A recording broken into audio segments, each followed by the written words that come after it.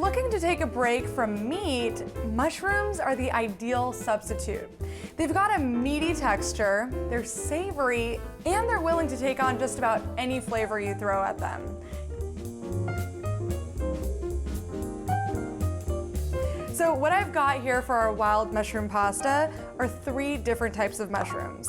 So cremini, which I'm chopping right now, and you'll see I'm not removing the stems because cremini mushrooms actually don't have very woody stems, so you can actually eat them. I'm also using oyster mushrooms, which have a more delicate flavor, and porcini mushrooms. With these porcini mushrooms, I had to reconstitute them because they were dry. And to do that, I put them in a bowl of hot water and let them sit there for about 20 minutes. Then I actually reserved that water, and you'll see why in just a few minutes. But first, we need to prepare the rest of our components. So leeks, which have a nice, delicate flavor that goes really well with mushrooms. And of course, garlic. Mushrooms and garlic are a great combination. So our prep is done, and now it's time to head to the stove. So the first thing we want to do is saute the mushrooms. Now to the olive oil, I'm going to add some butter, just so that I can get the high cooking temperature from the olive oil, but that flavor of the butter. The first mushrooms I'm going to add are the cremini mushrooms, because they're a little meatier and they'll require a little bit more cooking time. So the creminis have browned a bit, and now we'll add our oysters and porcinis. Now we'll remove these. They've reduced a ton. Put them in a bowl.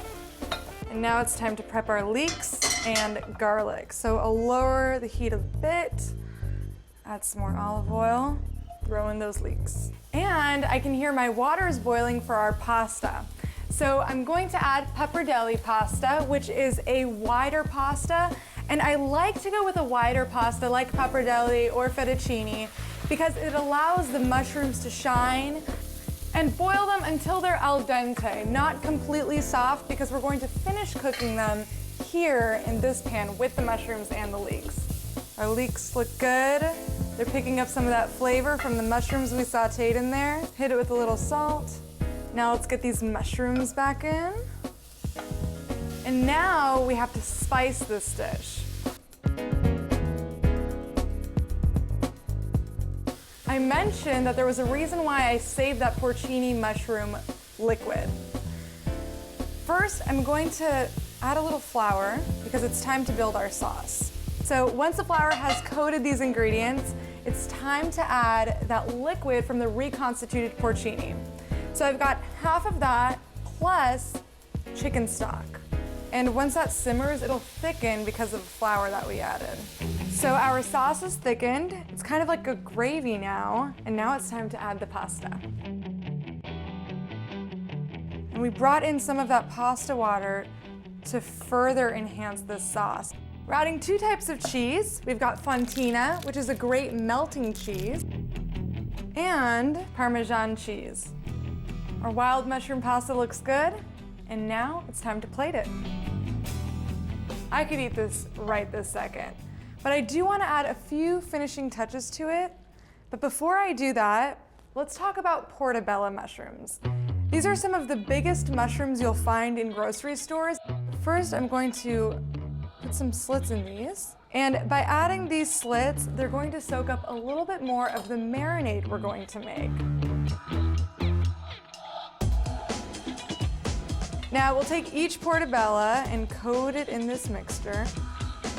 And we'll let them sit for about 10-15 minutes so that they can really absorb that flavor. Remember, mushrooms will take just about any flavor you give them, and this is going to be delicious. Our portabellas have soaked up all of those delicious spices and that olive oil, and now it's time to grill them on our cast iron. So if you have a barbecue or a grill at home, these go great on that too. But if you're trying to make dinner in a pinch and all you've got is a stovetop, this will work. So we'll add a little bit of olive oil, and then we'll add our portabellas straight to the pan. We'll give them about 4 to 5 minutes on each side, flip them halfway through, and they'll be good to go. Nice and dark brown. You can see they shrunk a little bit, but not quite as much as the smaller varieties do. And now they're ready to be put in a burger. You can slice them up and put them in tacos, or you can eat them as is, as a side dish. Now, I mentioned we had one final finishing touch for the pasta. So what I want to do there is add a little bit of fresh parsley. I'll also add more cheese. And for a garnish, a little sprig of thyme.